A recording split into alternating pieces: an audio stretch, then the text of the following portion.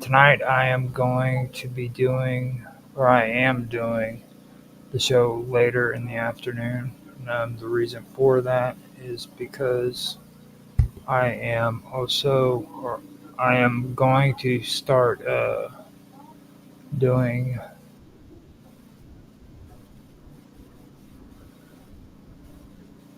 I am going to start doing a simulcast for Dragus Productions on Wednesday nights. So from this point on, I will be doing late night episodes of Esoteric Agenda on Wednesdays.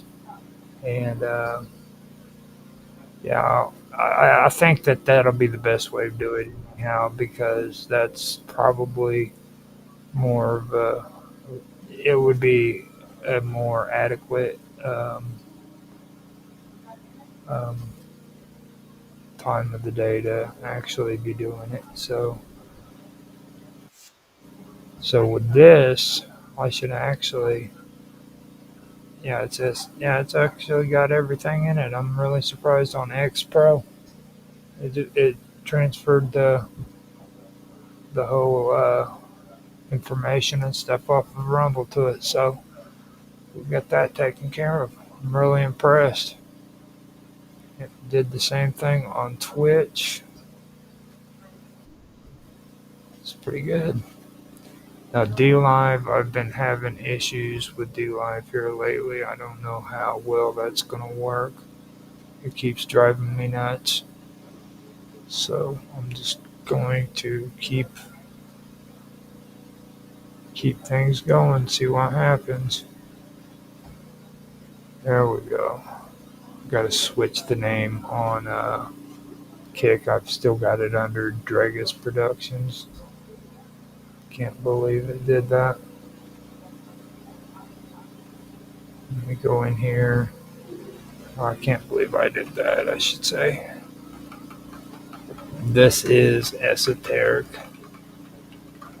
Agenda, guys. It's not uh, Dragus Productions on Kick, just so you guys know. Everything seems to be okay. So it looks like I am set up and ready to go. I'm so sick of having to deal with D Live tonight, so I'm not even going to play like I even care, to be honest with you. It's just, it really, really does get on your nerves. Hit save.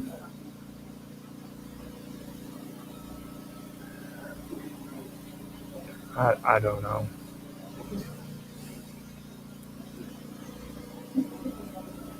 You would think they would actually be professional about the way they do their stuff, but yeah, I'm not going to deal with it no more. There goes D Live. It's done for the night, and here we go.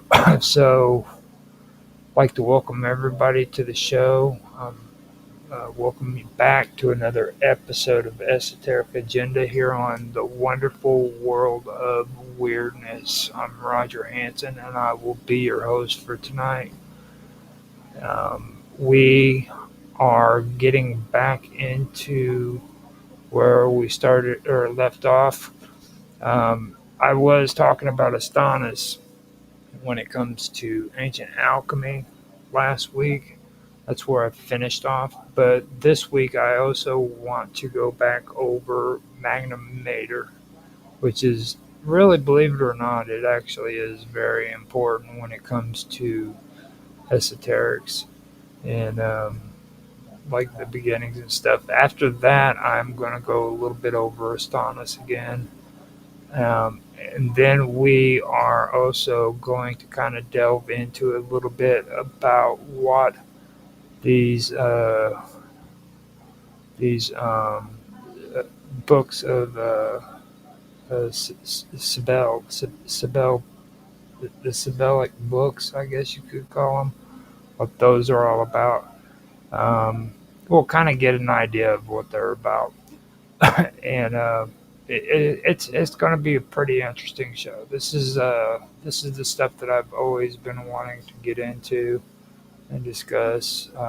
These are newer episodes of the Esoteric Agenda, episodes that I've been putting on the wonderful world of weirdness. You'll see the 15-minute clips that I had or that I have going on my channels for Rumble as well as YouTube for the wonderful world of weirdness. And those are old content that I had when I was first starting out and I was getting into some stuff. I'm still going to be going down that kind of a road on those topics, but this is kind of diving into some of the stuff that I've learned since then and that I've wanted to go over. And that's basically what I'm doing now. I'm going to be talking about the esoterics. So, with that being said, I'm going to go ahead and get on to the reading. Now, the image of Magna Mater seated on a throne with lions at her side symbolizes her dominion over nature and wild beasts. The lions were not merely decorative, but were embodiments of untamed power, suggesting that the goddess had authority over life forces that were beyond human control. To be enthroned between them conveyed both mystery and harmony with the primordial energies of the natural world. This was especially important in a cult that celebrated fertility, cycles of death and rebirth, and ecstatic union with divine powers. Esoterically, the throne represented the divine sovereignty and immovability, a seat between opposing forces symbolized by the lions. In many mystical systems, dual guardians, whether animal, deities, or elemental powers, represented the balance between chaos and order, wilderness and civilization. In this way, the enthroned goddess became the axis or still center of the world, reflecting the concept of the omphalos, or world navel, from which all life sprang, and to which all returned. The lions themselves were also linked to solar energy, fire, and protective strength.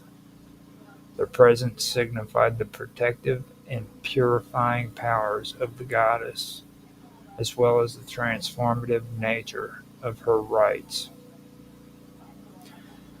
In Phrygian and Roman ritual, worshippers of Magna Mater underwent states of ecstasy, trance, and even self-wounding or castration in imitation of the goddess's consort Attis.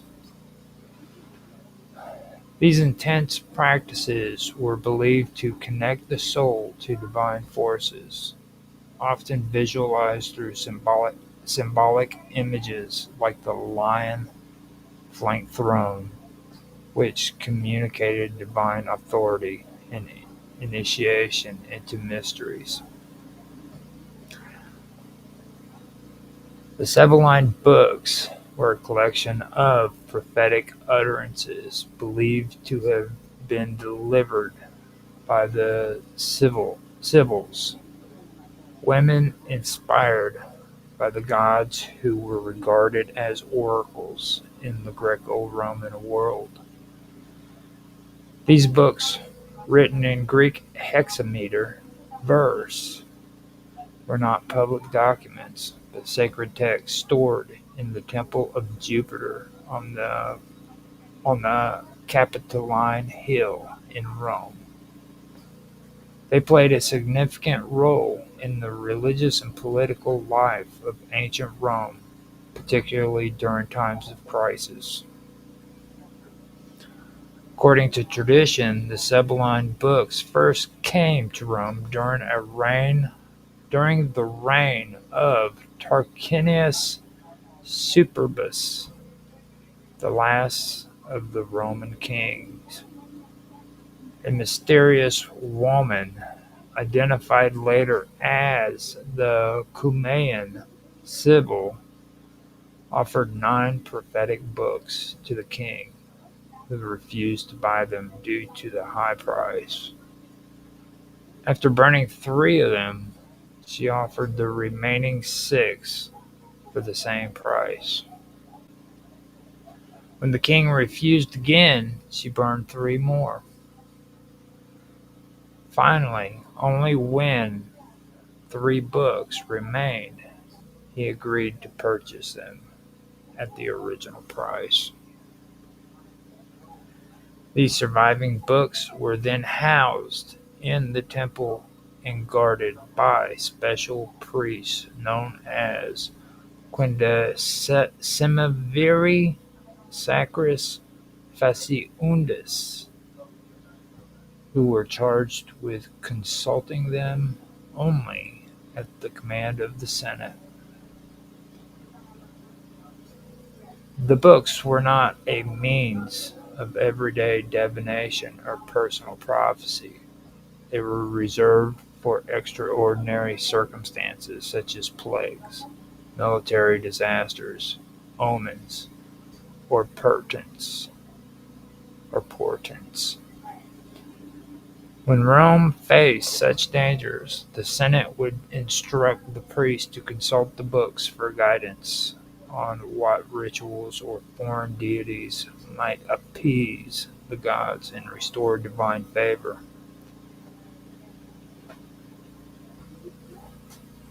These consultations often led to the introduction of new cults or festivals into Roman religious practices, such as the importance of the cult of Magna Mater from Phrygia during the Second Punic War, an event deeply tied to omens and the Sibylline instructions. The Sibylline books reflected a syncretic religious philosophy. Though written in Greek, the original and no, though written in Greek and originally derived from the Hellenic world, they were seamlessly woven into Roman state religion. Their influence allowed for the introduction of foreign gods and rituals in a controlled manner, reinforcing the Roman belief that they could secure divine favor by honoring all the gods, both native and foreign. The original Sibylline books were destroyed in 83 BCE when the temple of Jupiter Capitolinus burned. In response, the Senate ordered that a new collection be assembled. Priests were sent across the Roman world to collect similar prophetic writings attributed to various Sibyllists. These new texts were compiled and kept under official guard, continuing to serve as a sacred advisory resource until at least the 4th century CE. Throughout Roman history, the Sibylline books served as a religious and political tool affirming the power of the Senate and affirm the power of the Senate to interpret divine will and control religious innovation. They also embodied a deep reverence for prophecy and fate, suggesting that the destiny of the state was written in the stars and could be deciphered by those entrusted with sacred knowledge. Even after the rise of Christianity, the image of the Sibyl endured in literature and art, sometimes repurposed as a pagan voice foretelling the coming of Christ, illustrating how deeply rooted their authority was in the Roman spiritual imagination.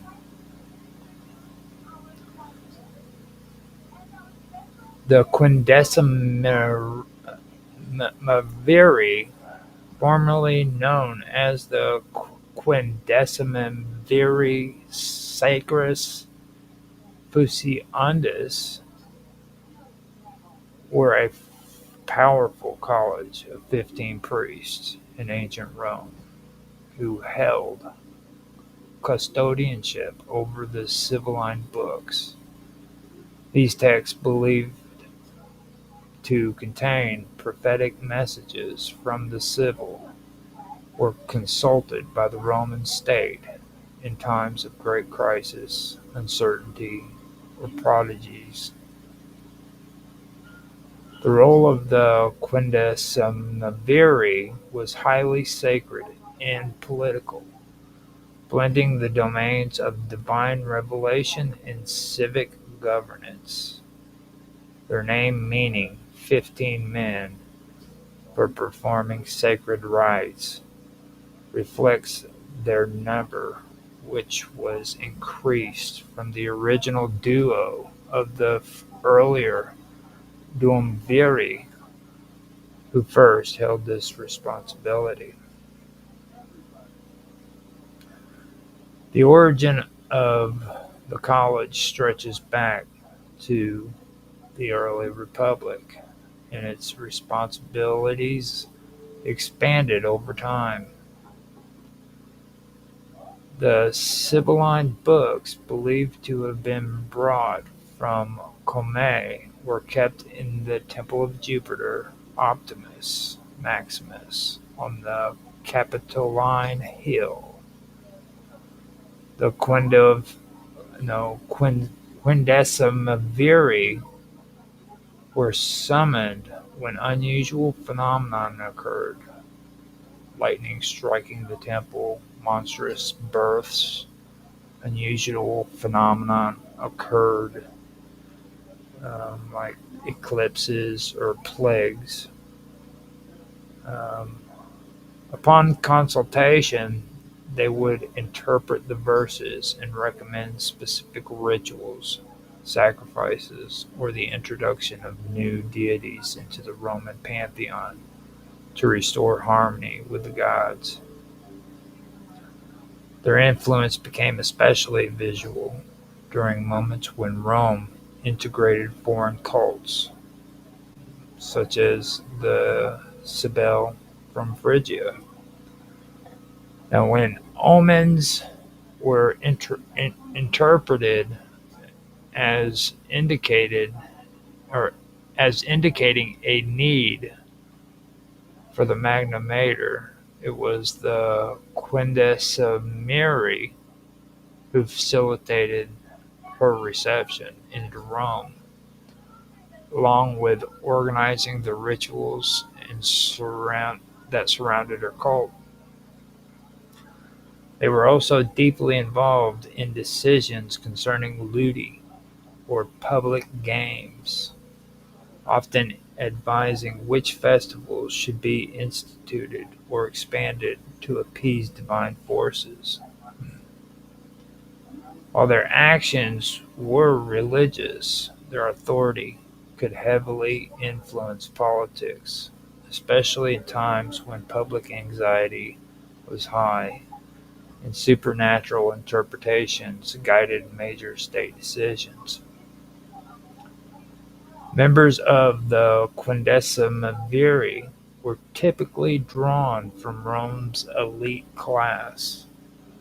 Their tenure was for life, and their positions were both prestigious and secretive. Due to the sanctity of their office and the sensitivity of the Sibylline verses, their interpretations and rituals were shrouded in secrecy, with severe penalties for revealing or misusing the knowledge they guarded. Over time, as Rome's religious system grew more elaborate, the college's role remained crucial in bridging human affairs with divine will.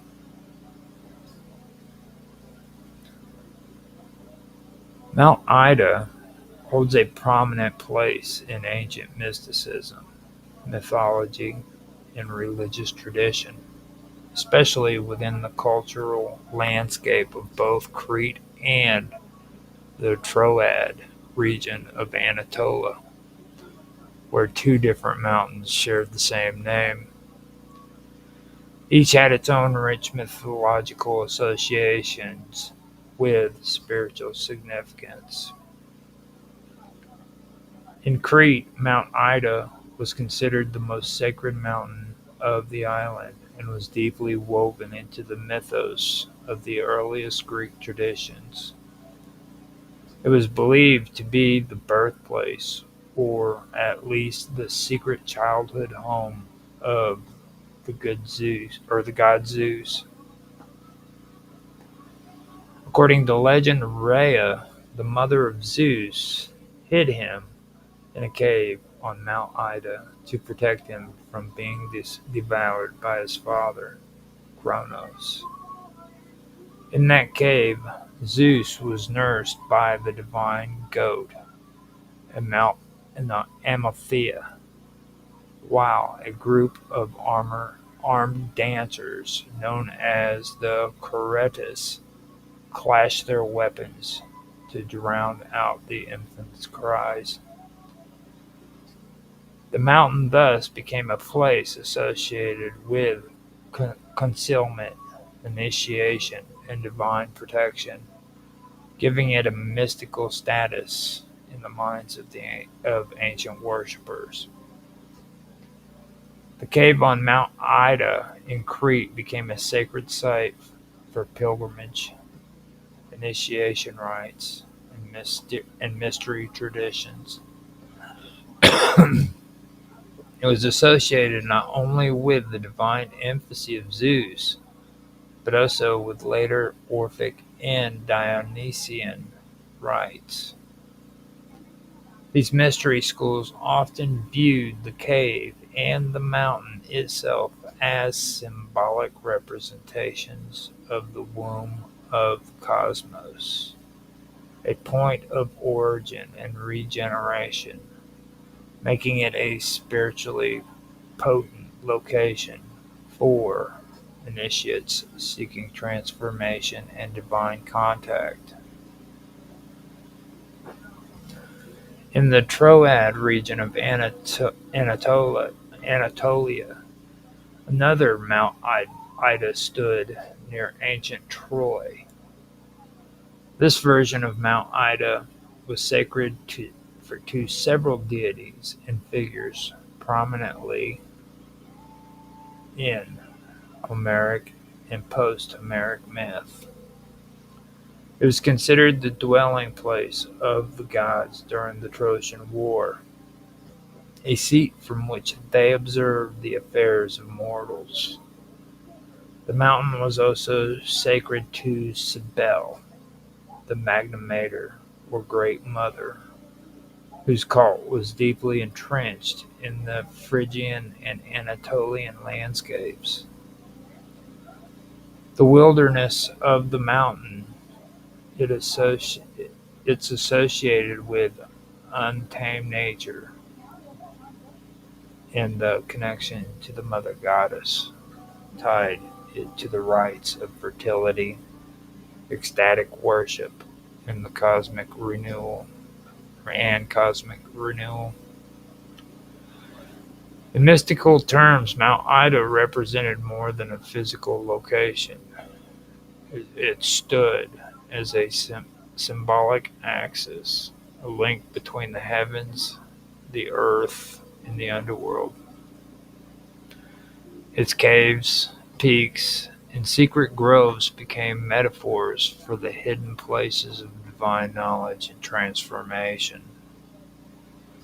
To be initiated on or near Mount Ida was to enter into a sacred relationship with the ancient power of birth, protection, and revelation. Over time, mystics philosophers, and poets continued to draw upon the imagery of Mount Ida in their spiritual and esoteric writings. The mountain became a literary and philosophical archetype representing the hidden maternal source of wisdom and power in the universe. Whether as a cradle of Zeus or the sacred space of the Great Mother, Mount Ida's mystical aura endured long after the official cults disappeared, leaving a lasting imprint on the Western imagination. Mount Ida, in its sacred geography, refers to two different but equally revered mountains in the ancient world, one in Phrygia, in western Anatolia, which is modern-day Turkey, and another in Crete. Both mountains became central to religious mythologies, but the Phrygian mountain Ida is the one most commonly associated with the Magna Mater, or Cybele, and with the title Idaean. The Phrygian Mount Ida rises near the ancient city of Troy, and it was venerated as a liminal place between the human and divine. It is described in myth and cult as covered with dense forest, hidden caverns, and teeming with wildlife.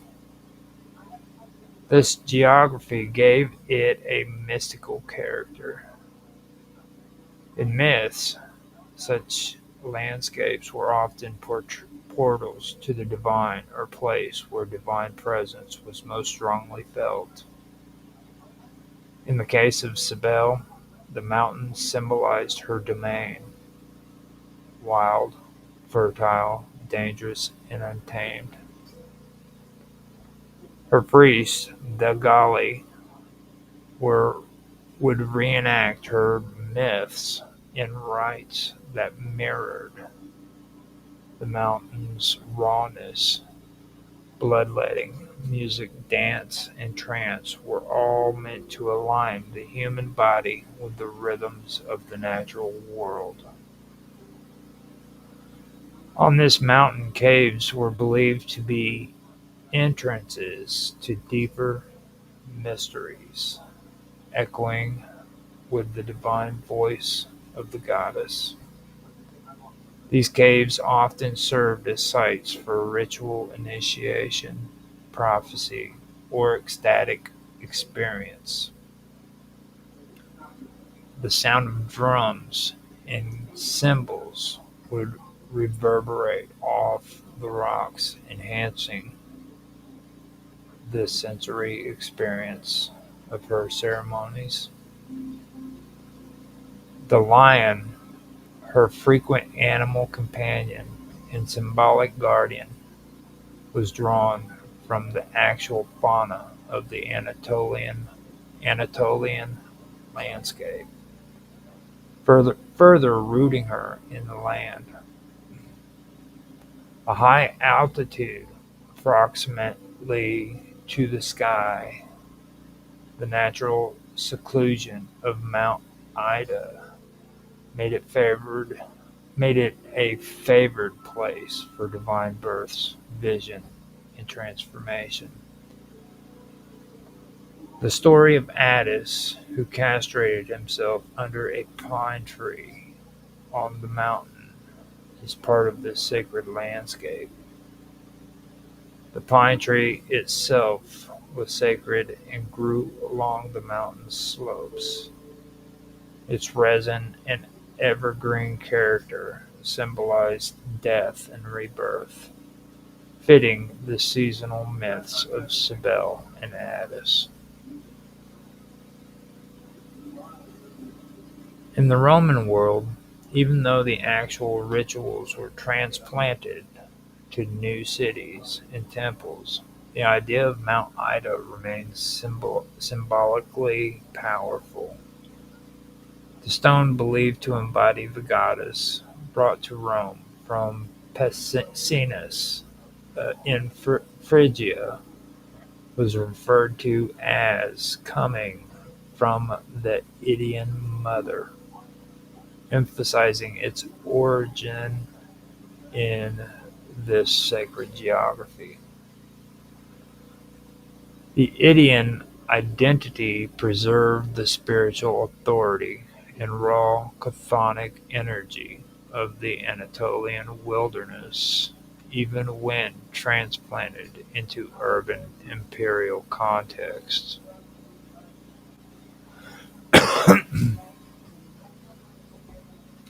The Sibylline books and the Sibylline oracles are not the same, although they share a similar name and prophetic theme.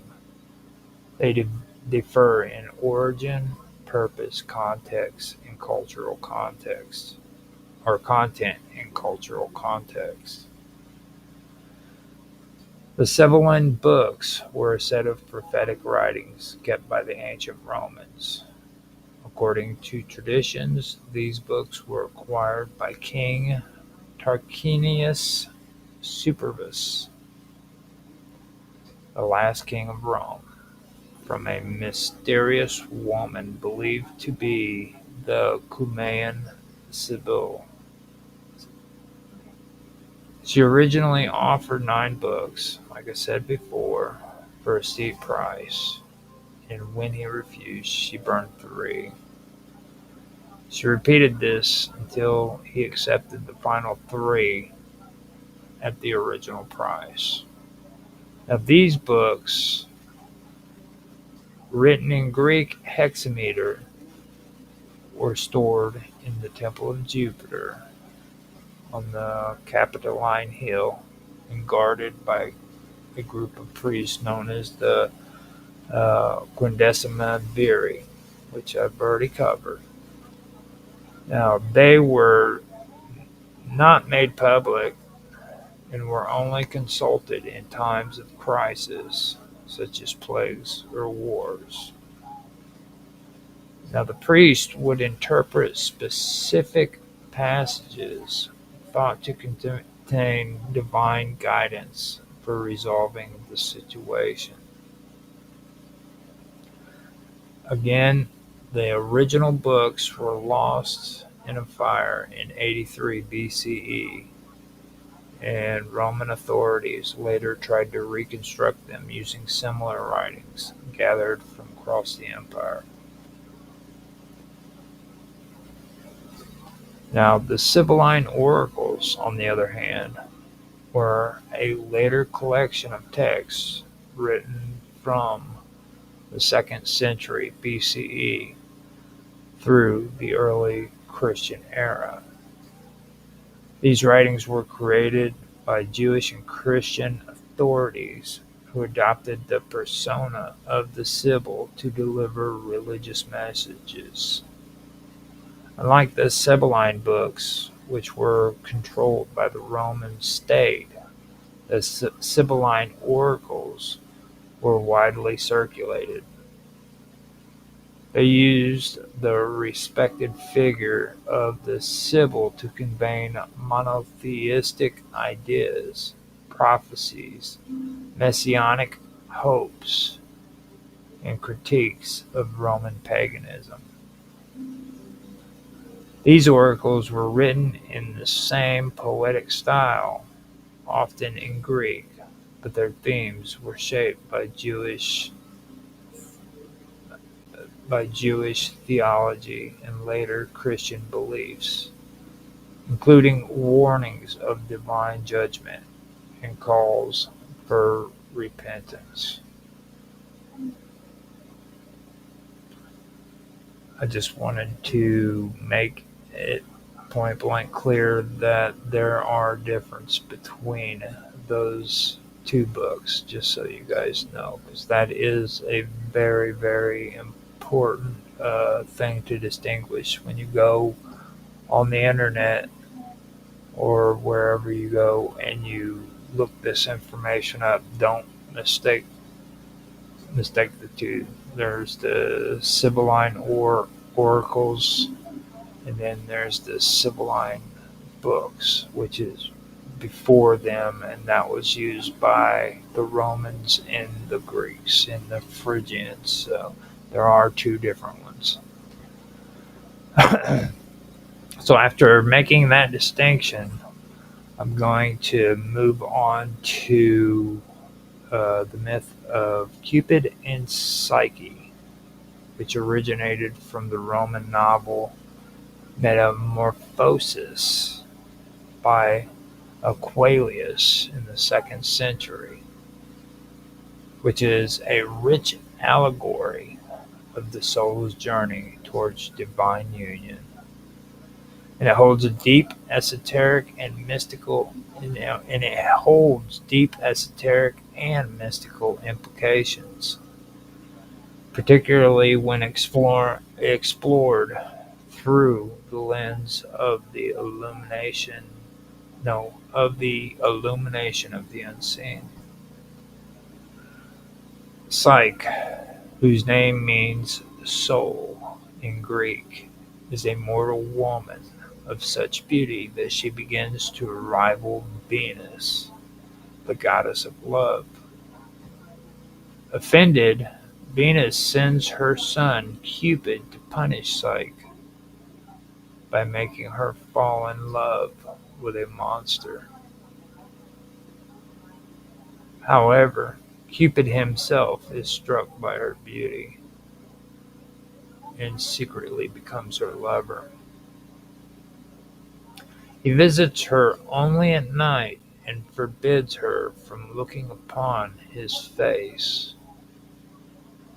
Their love remains hidden in darkness, a metaphor for an initial phase of blind devotion or faith in the unknown, a love without sight, belief without understanding. This nocturnal relationship represents the early stages of a spiritual journey. The psyche experiences intimacy with the divine, yet without full awareness or comprehension. She exists in a sacred mystery, but the veil is not yet lifted. Eventually driven by curiosity and doubt, Psyche lights a lamp while Cupid sleeps and gazes upon him, revealing the god's radiant form. But in doing so, she breaks the taboo, spilling hot oil and awakening him. He flees, and she is left alone and desolate. This act of illumination, of seeking to see what was hidden, marks a pivotal moment. It reflects the soul's desire for gnosis, for knowledge that transcends mere belief. To see the divine clearly, Psyche must suffer, endure trials, and undergo transformation. Venus imposes a series of impossible tasks, each one symbolizing a stage of inner purification and spiritual refinement. With divine help, Psyche completes these trials, indicating that true enlightenment is not achieved through curiosity alone, but through humility, perseverance, and grace. The final stage of Psyche's journey occurs when she is granted immortality by Jupiter, allowing her to be united with Cupid on equal terms. Their union is now visible, open, and eternal. This consummation represents the perfected soul in harmony with divine love, the reunion of mortal and immortal, human and God, soul and spirit. In esoteric traditions, the myth serves as a blueprint for inner initiation. The unseen lover is the divine presence concealed in the darkened darkened chambers of the soul. The lamp is the spark of awakening, or of awakened consciousness, and the trials represent stages of alchemical or mystical development. Psyche's journey from ignorance to illumination, from blindness to vision, reflects the fundamental transformation sought by mystics, philosophers, and seekers of hidden truth. Metamorphosis, also known as The Golden Ass, is a Latin novel written in the 2nd century by Apuleius, a Roman author from the North African province of Numidia. It is the only complete Roman novel that has survived in its entirety and is a unique work in both structure and tone, blending comedy, magic, mysticism, and philosophy. The story presents a rich tapestry of ancient beliefs and practices, woven together through a deeply symbolic narrative of transformation. The central character is Lucius, a curious and impulsive young man who becomes obsessed with learning the secrets of magic. While staying in Thessaly, a region in Greece associated with witchcraft, he becomes involved with a woman named Fotis, who serves as a powerful sorceress. Through a series of reckless decisions, Lucius decides to transform himself into a bird using one of the sorceress's potions, but he mistakenly turns into a donkey instead. This transformation sets in motion a long and often humiliating journey through a wide range of human experiences. As a donkey, Lucius is subjected to abuse, ridicule, and suffering at the hands of many owners. Throughout his trials, Lucius is exposed to various aspects of human behavior, both base and noble, and the novel takes the reader through bawdy tales, gruesome scenes, romantic episodes, and moments of dark humor. Each episode carries an undertone of philosophical meaning, suggesting that Lucius's animal state reflects the soul's imprisonment in the flesh and the suffering it must endure before awakening. The turning point of the story comes when Lucius, in despair and yearning for deliverance, prays to the goddess Isis under a full moon. She appears to him in a dream, majestic and radiant, and promises to restore him to human form if he commits himself to her service and undergoes initiation into her mysteries.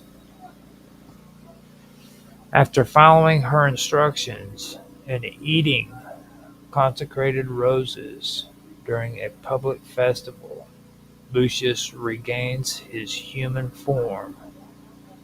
From that point on, he devotes himself to the worship of Isis, and later Serapis, undergoing religious initiation rites that suggest a mystical transformation of the soul.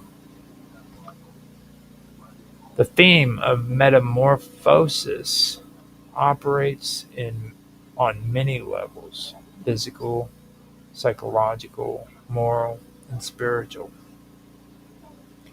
Lucia's journey from man to beast and back again mirrors the Platonic and Hermetic idea that the soul descends into matter, forgets its divine origin, and must struggle to return to a state of unity within the divine. The suffering he endures as a donkey reflects the soul's trials in the material world, and the help he receives from Isis represents divine grace that comes after sincere supplication and inner readiness. Metamorphosis is also significant for its embedded myths, most notably the tale of Cupid and Psyche, which serves as a story within the story. This myth echoes and deepens the larger themes of transformation, divine love, and the hidden path to spiritual awakening. In Metamorphosis by Aquilius, magic serves a dual purpose. It entertains through dramatic, often humorous and grotesque episodes, and it also operates as a profound mystical element that leads towards inner transformation and divine revelation. The novel shifts between these two functions, using magic both as spectacle and as a symbol of the soul's journey towards enlightenment. On the entertaining side, Aquarius fills the novel with vivid scenes of magical misfires, witches transforming into animals, love potions gone wrong, and all sorts of comical and tragic consequences. These episodes captivate the reader with suspense and curiosity, offering an exotic world filled with enchantment and supernatural beings. The protagonist, Lucius, is driven by an almost childlike curiosity towards magic, particularly the secrets held by witches. His obsession leads him to spy on forbidden rituals and experiment recklessly, which ultimately causes his transformation into a donkey. This narrative arc provides a vehicle for satire, social commentary, and spectacle. But beneath this surface of magical entertainment lies another layer, mystical silence that surrounds the true mysteries.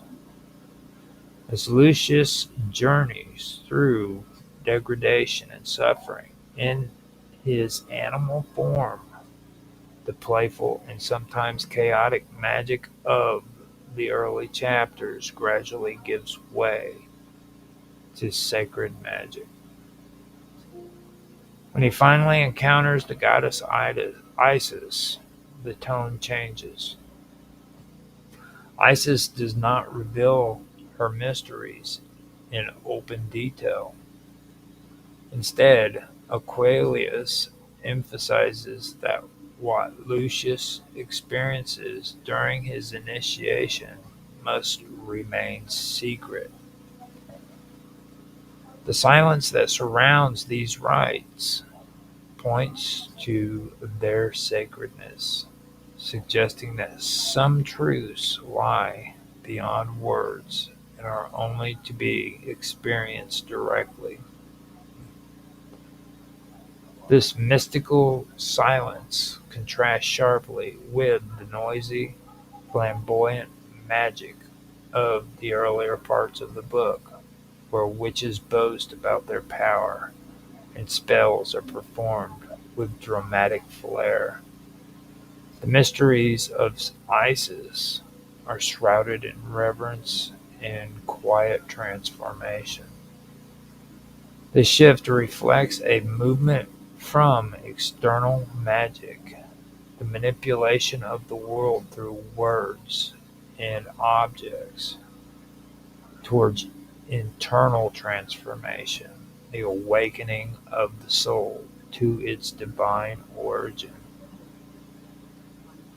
The novel never breaks this silence by revealing the actual rituals in detail, which not only respects the ancient mystery traditions Apuleius is portraying, but also invites the reader into a posture of reflection rather than spectacle.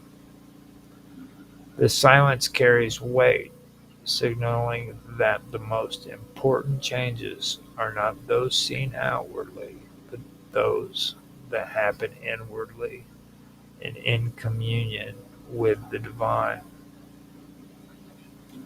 In The Golden Ass by Apuleius, the theme of seeing the truth unfolds through the intricate use of color and visual imagery that transcends mere decoration.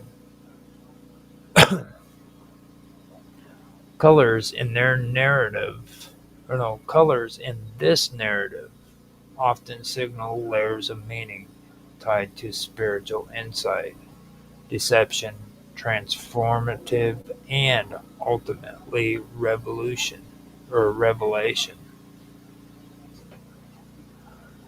The protagonist, Lucius, undergoes a metamorphic, not just of form, from man to ass and back, but also to perception, moving from a superficial attraction to appear to a deeper, no, to appearances, to a deeper, more sacred understanding of reality.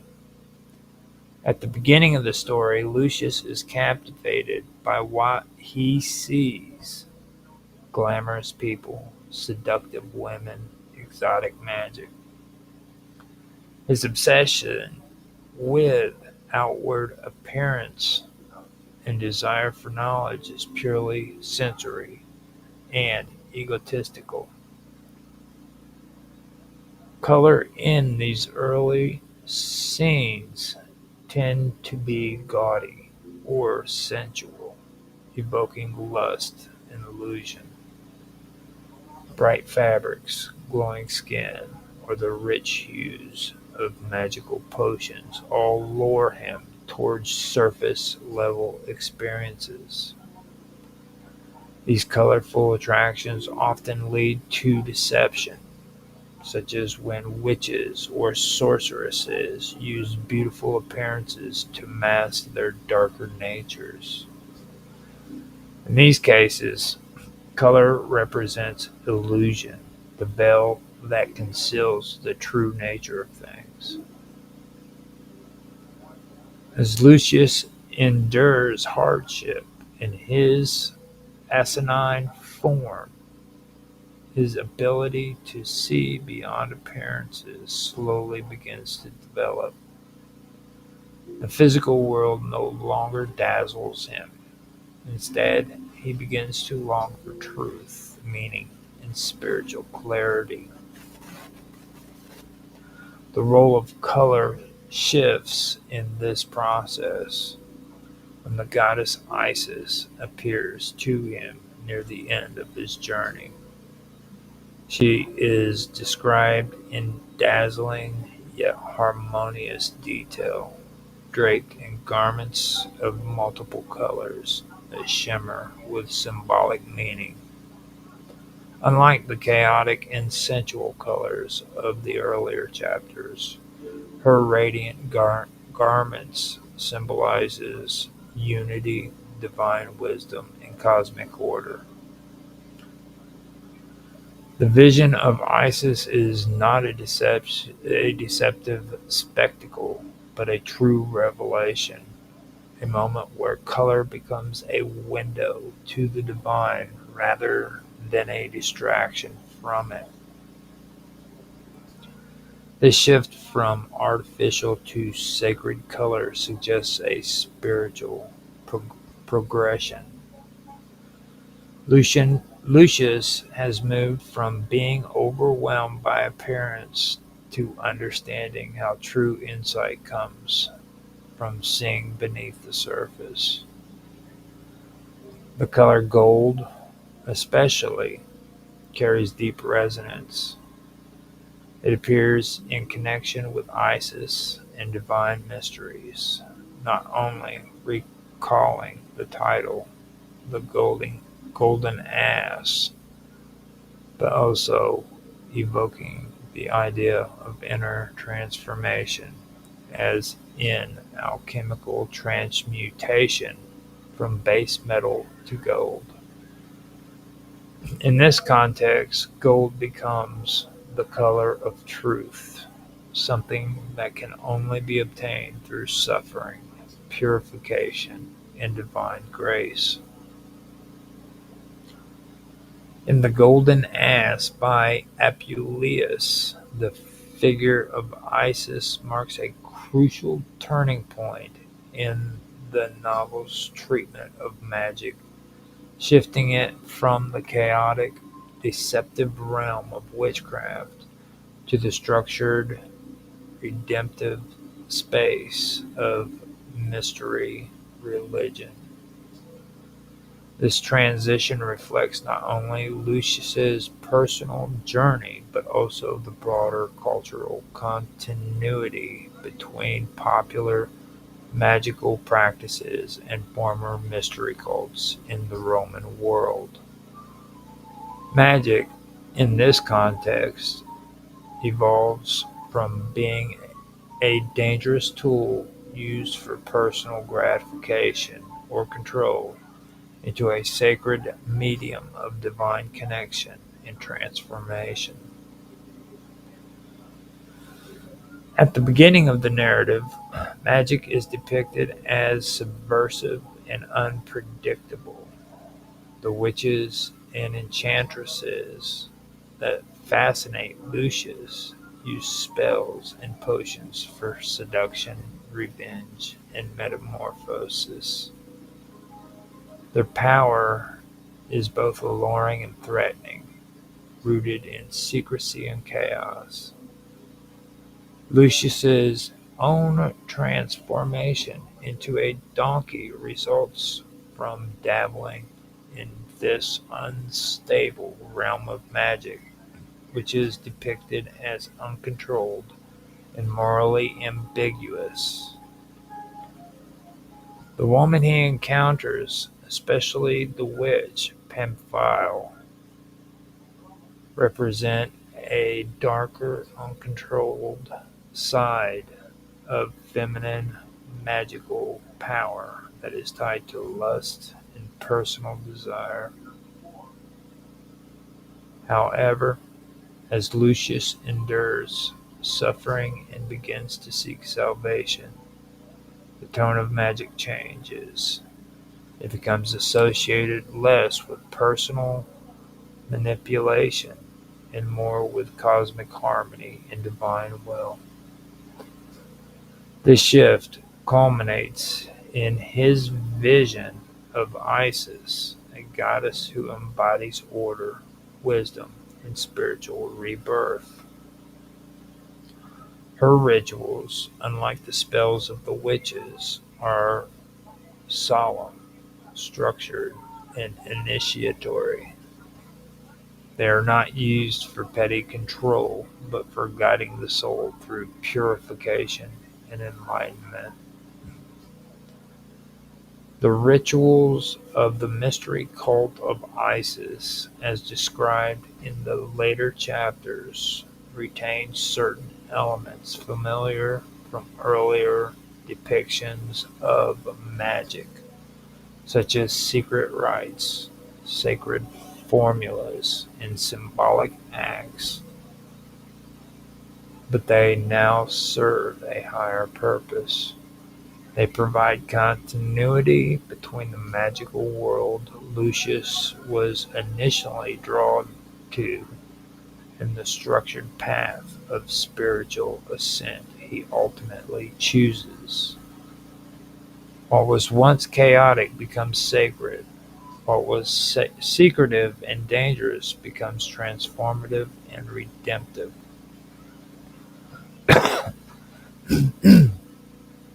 This continu- this continuity suggests that Apuleius did not view magic and religion as wholly opposed. Rather, he presents them as part of a spectrum. At one end of at one end is private, uncontrolled witchcraft, and at the other, divinely sanctioned mystery cults. Both involved both involve knowledge of hidden forces, but the difference lies in intention, moral framework, and cosmic alignment. Through Isis, magic is reclaimed and sanctified. It becomes a tool not of illusion, but of initiation, guiding the seeker from ignorance to divine truth. Thus, Apuleius weaves a narrative that honors the mystery tradition while acknowledging the reality of more common magical practices. He presents Isis not as a break from the magical world, but as its fulfillment, magic refined and elevated, pointing the way towards a deeper, more enduring spiritual path. Much of the material explored in this inquiry reveals deep and meaningful correlation with alchemy, understood both in its practical and spiritual dimensions. Alchemy was never just the transformation of base metals into gold.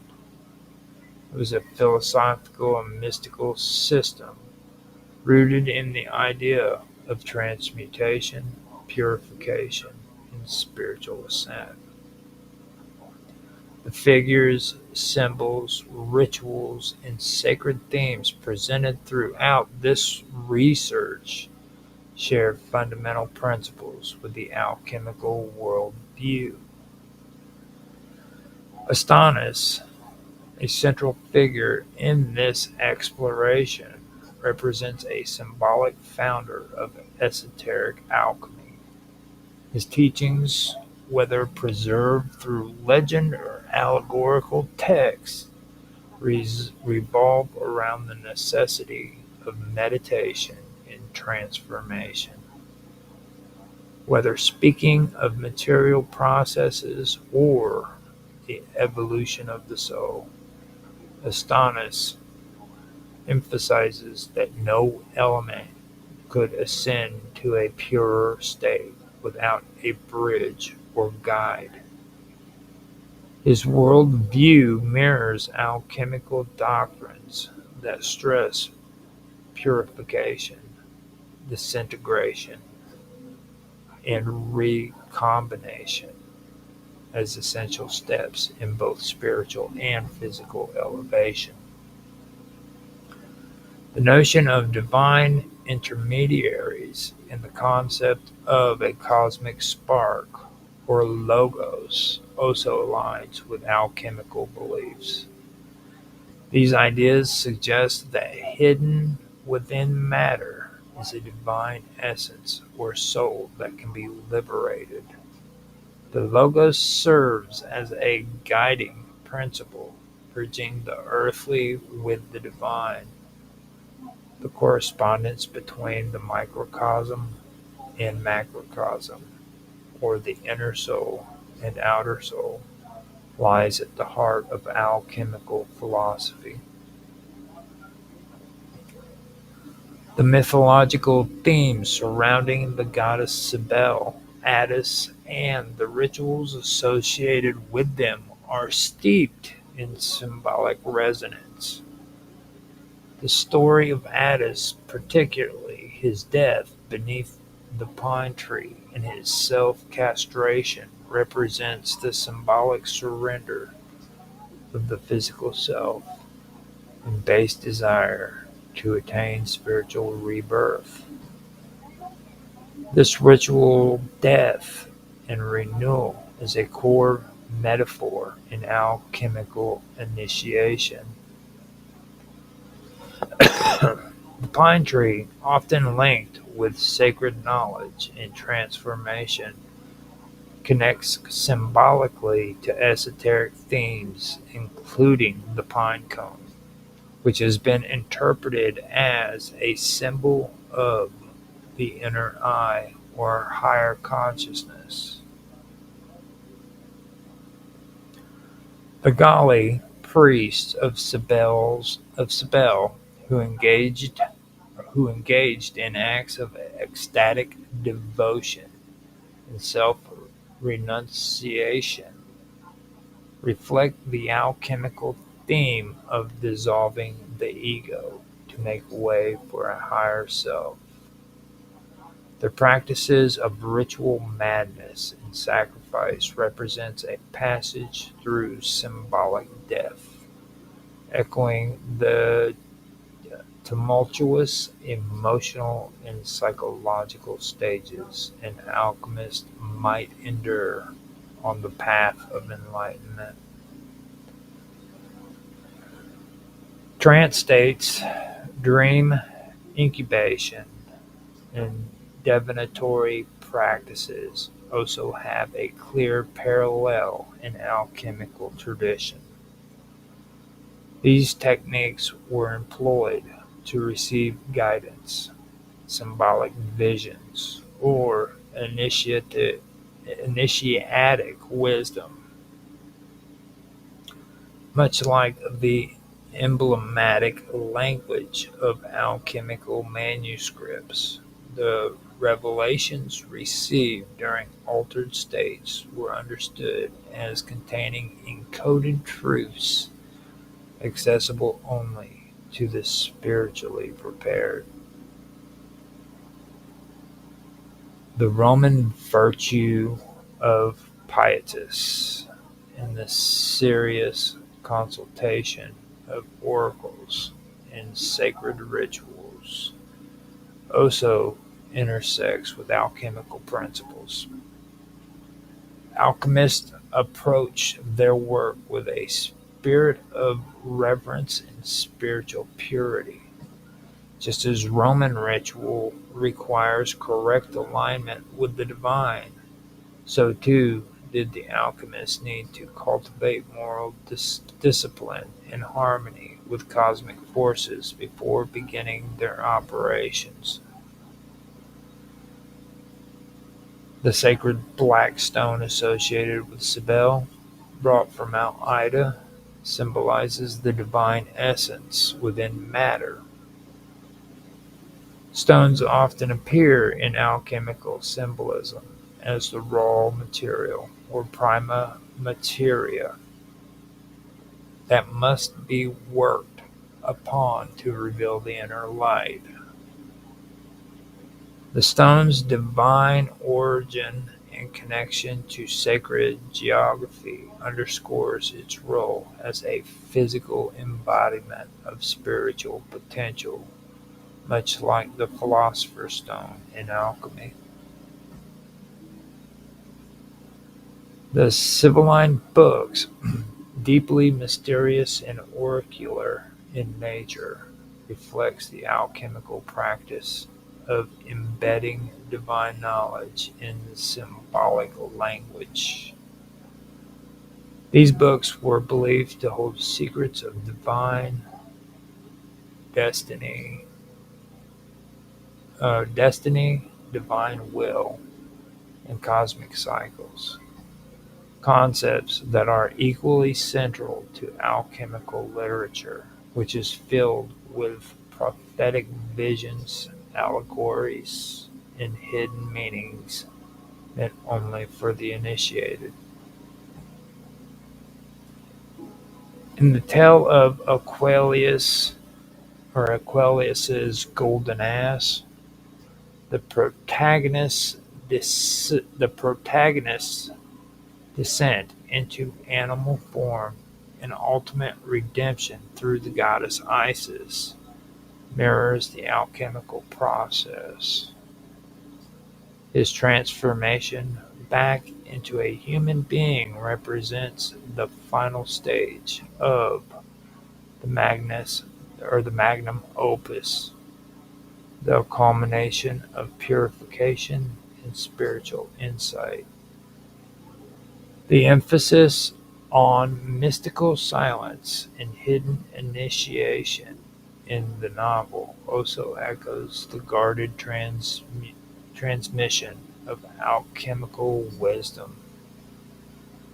Together, all these traditions, whether they arise from Roman cults, Phrygian mysteries, Greek myths, or Egyptian rites, demonstrate a unified vision of transformation.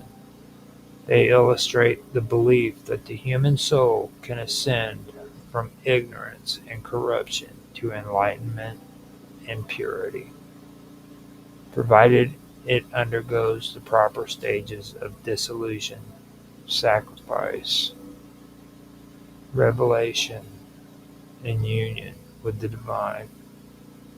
This is the alchemical journey hidden in plain sight across the ancient world.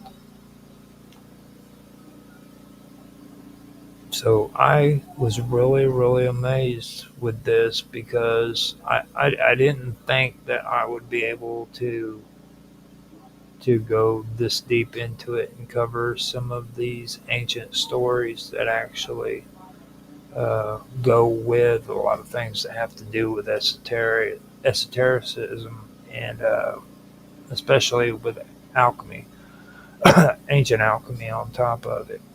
That's the one thing that I did want to focus on. Um, Now, if I continue with the whole topic of Osanis or not, I uh, I don't know.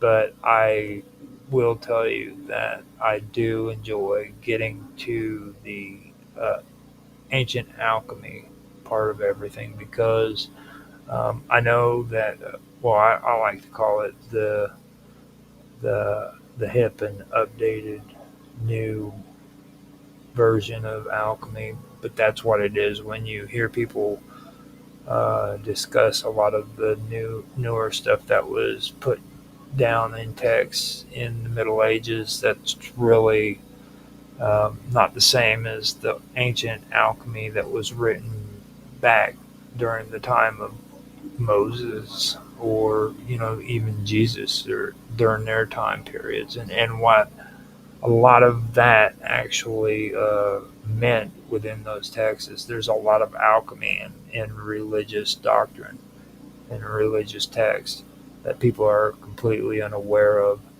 and that stuff just fascinates me when it comes to all of that.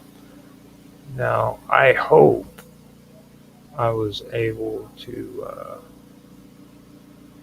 go over the all of the stuff that I wanted to go over tonight, but I'm not quite sure if I did or not. Now, tonight I have been streaming on Rumble, X, Twitch, Kick, and YouTube. If you guys want to find me on Kick, you can find me at Roger Hansen at Infamous OG 1973. If you want to find me on X, you can find me at Roger Hansen at ROGLOL 1973. On Twitch, I go by Infamous 1969. And on Kick, I am Roger underscore Hansen. I believe I'm also Roger underscore Hansen on D Live as well, which I'm not streaming tonight. But if you guys want to catch me there, you can catch me there as well. Now on YouTube, I am on The Wonderful World of Weirdness at The Wonderful World of Weirdness. I also put my streams and my episodes on my other channel that's like this called Strange Stories. If you want to find out what that is, you can find it in uh, my suggested um, channels on my timeline, I think, for YouTube.